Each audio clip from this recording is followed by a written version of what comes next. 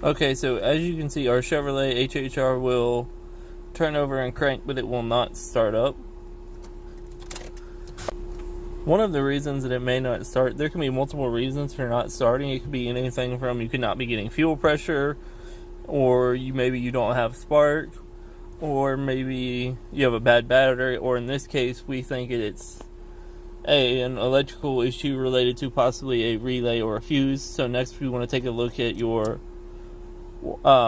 EPP, your engine performance diagram, and see if you can see all of the fuses that go to your ECM and your powertrain control module, and any fuses that are required for the vehicle to start up and run. Okay, so we've already eliminated our battery and fuel and spark, so we know that everything's good there. So next we're leaning towards, we think it may be some sort of electrical issue, and we've narrowed it down to a relay that we want to look at in particular, and this is a powertrain relay. And this particular relay here provides power to your ignition module fuse and all of your ignition coils, and sends power to your fuel injectors, and it also goes to it receives power from the ECM. So we want to take a look at this relay and see if it's possibly bad.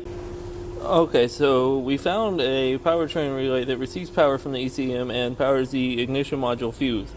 And we feel like that this relay is probably what is causing our crank no start, and that this relay, the coil or the switch inside of this relay, could be bad.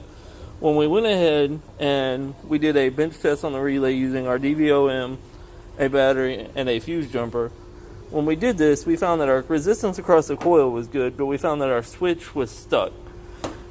And when we found that our switch was stuck, what you want to do next is, if you can, find another relay that's the same, that has the same pins and is the same type of relay, and try to replace that relay and see if the vehicle will start.